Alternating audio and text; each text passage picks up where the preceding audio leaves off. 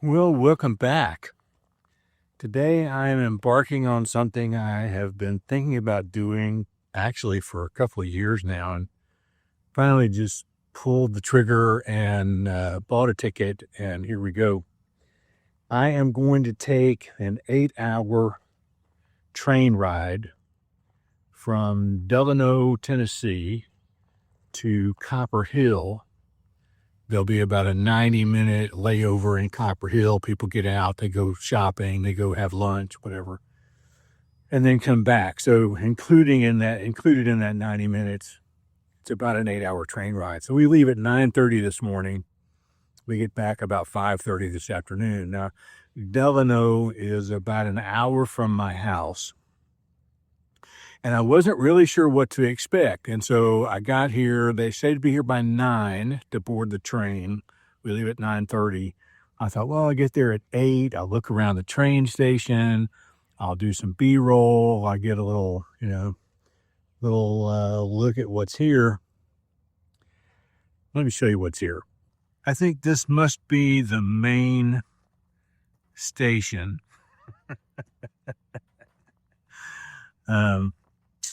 So it comes out, it's blocked off at the moment. So it comes out to get on the train here, and then down there is another entrance to get on the train. And that is it. Now, this train ride is sponsored by the Tennessee Valley Railroad Museum, which is actually in Chattanooga, and most of their train rides originate out of Chattanooga. And I've taken a couple of those, but one of them even on this channel, I think.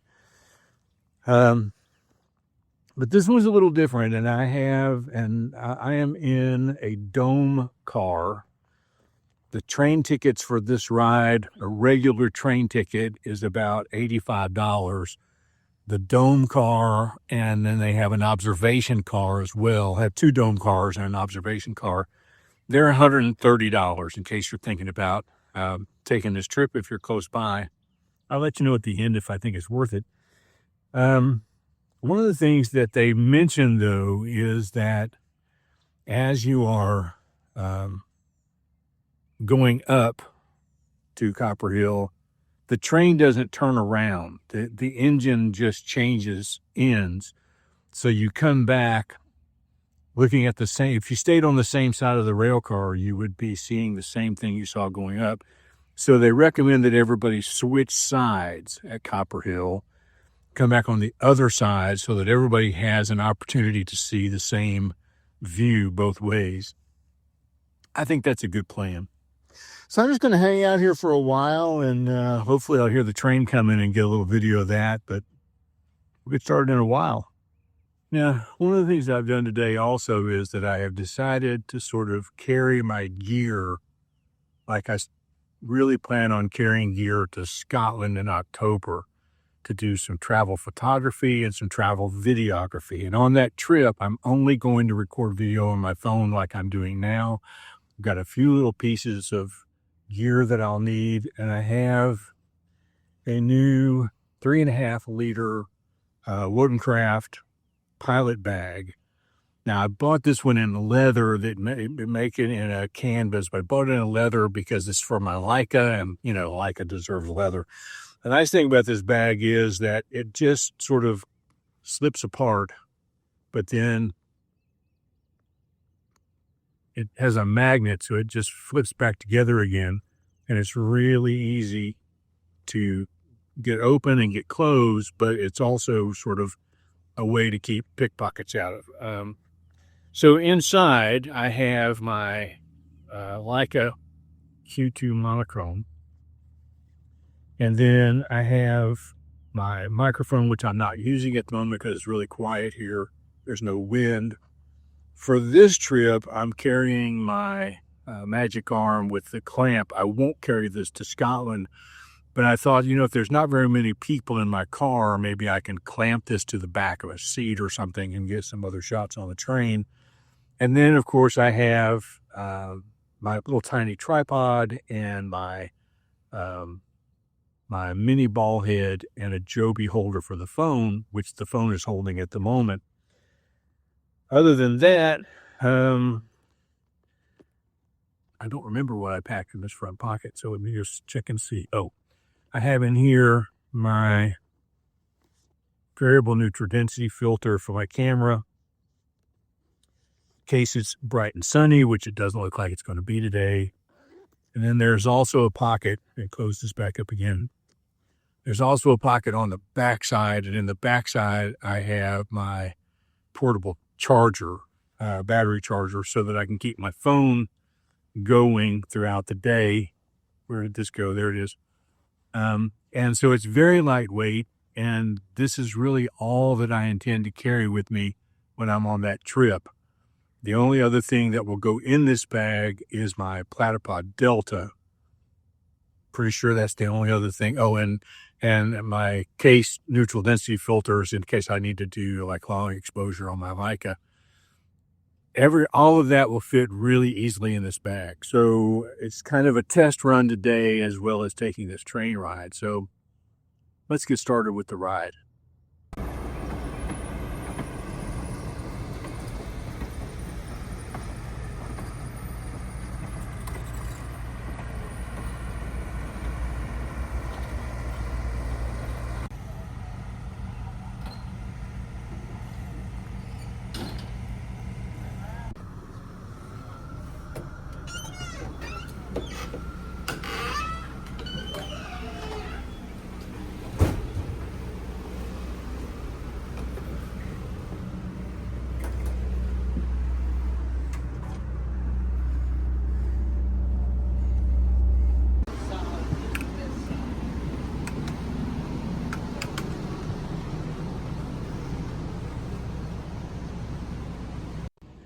All right, I am on the train. The Algonquin Dome is where I'm at. There is an Algonquin car, which is the lower level, and there's like living room seating down there. It'd be very, very comfortable. But the dome is upstairs, and let me just show you kind of what I'm looking at. They tell me that this side of the train is going to be the best side for the view on the way up there. And you can see the top of the other rail cars down here. So we should be underway just shortly, and hopefully it'll be a beautiful ride, despite the fact that it's really trying to rain.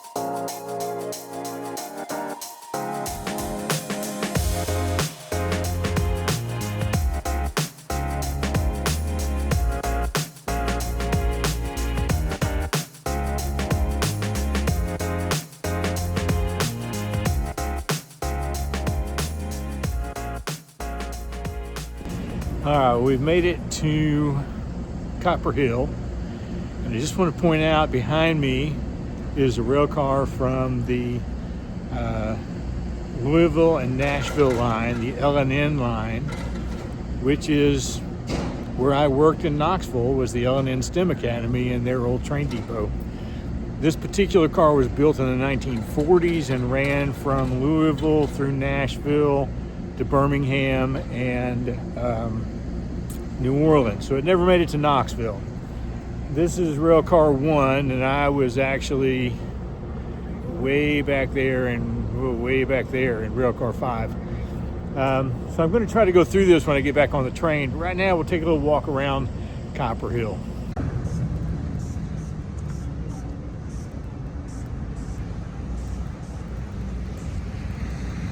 So I've walked about 1 block from the railroad, and I just want to point out something to you real quick here that's really interesting about Copperhill.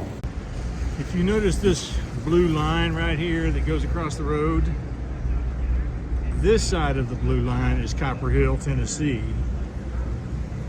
and this side of the blue line is McKaysville, North Carolina. And if you'll notice, it runs right through the middle of all of these buildings. And nobody really cares.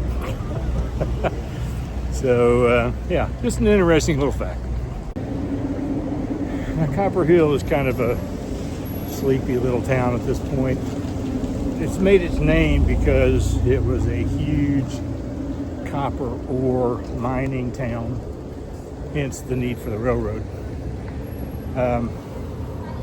But it's really not more than just a few blocks in any direction, and then you're like out of town or out of state.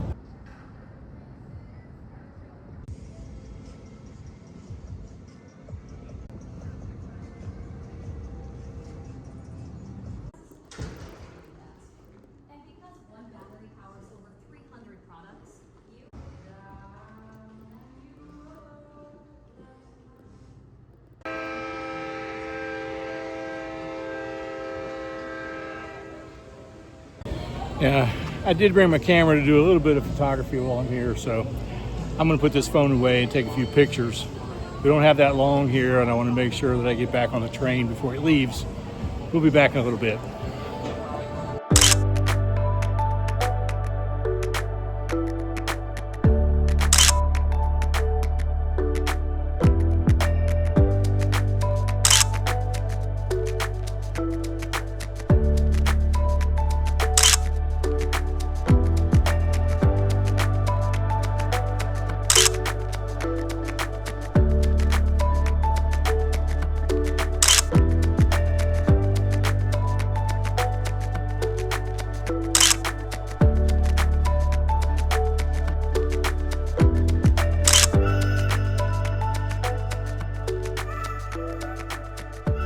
So I made it back to the train. I'm way early, but one of the things about photographing Copperhill is that once you've done it once or twice, you've pretty much done it.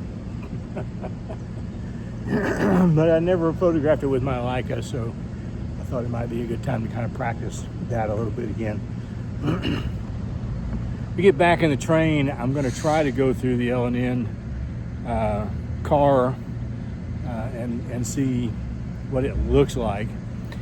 This is car number 1, and this one here is car number 2. And on our trip today, car number 1 and car number 2, oh my gosh, my hat is so crooked. Car number 1 and car number 2 are empty.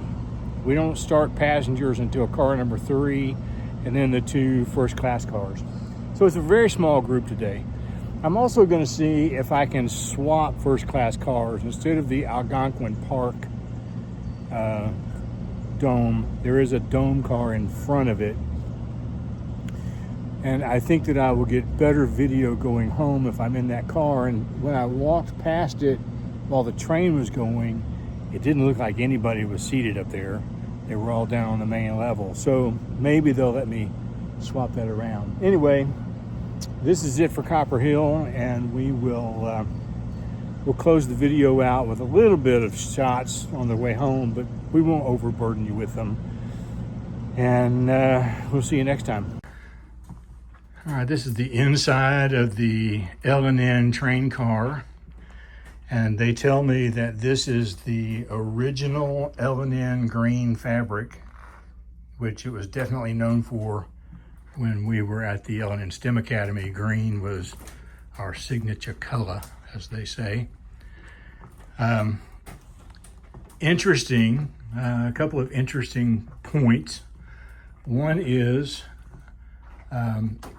there are these little places up above, like right here, where you can slide your ticket in. And as the conductor would come through to punch your ticket, I guess the camera's over here, come by to punch your ticket, if you needed to go to the bathroom or if you were asleep and didn't want to be woke up, you could put your ticket up there and they would punch it and put it back.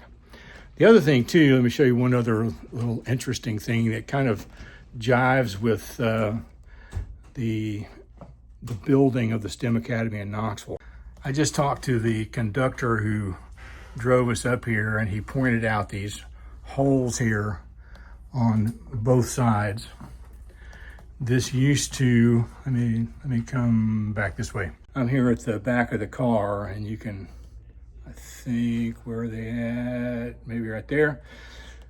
That held a partition that came across, and all of the African-American passengers rode here, where the white passengers rode in the front. We had something like that at the L&N STEM Academy at the old depot building, where there was a room you could see on the floor where there used to be 2 bathrooms, and there was a separate outside door where the African-American passengers would come in to get their tickets. They had to use those restrooms. They couldn't come through the main doors. They couldn't go into the main lobby. Our history both amazes and saddens me sometimes. So, but anyway, this is a beautiful little car. It's redone. The other thing about the Tennessee Valley Railroad is they are a museum. So when they get a car like this, they restore it back to its original look. Where a for-profit rail company who's doing just tours, they will, you know, kind of trip it out and make it more modern, make it more comfortable for people. But this would be a lot like what the rail car would have looked like when it was originally put on the tracks in the 1940s. I'm at the front of the car, now the back of the car, and this is the men's restroom. Nice private door. And I now have to walk all the way down to the other end of the train to get back on the Algonquin Park Dome. And I'll talk about that for just a little bit, maybe when I get there. So this is the Algonquin Park first class car. You can see a little different seating down here on the main floor. And the view is out this side window, so everybody kind of put their chairs over here. Now, typically what they're supposed to do is switch sides on the way back to give other people an opportunity to sit over here, but I noticed on the way up here, there's only enough people down here to sit on one side, so they're gonna get the same thing going back. And then you've already seen coming up these stairs to the dome seating. Now this dome is pretty full, but the one in the car just before this one only has 3 people in it. So I did ask the conductor if it would be okay if I moved cars. I said I'll start here just to make it easier on everybody. But I'd like to move back there where there's fewer people, you know, a little different kind of angle on my video going back. And they said that would be fine. So anyway, I'm just going to sit around and wait. We've got another 45 minutes or so, I think, before we leave. It's time to plug my phone in, or almost time to plug my phone in and let it charge a while. Get that in and we'll talk to you again as we come through Farner, Tennessee. Thank you very much.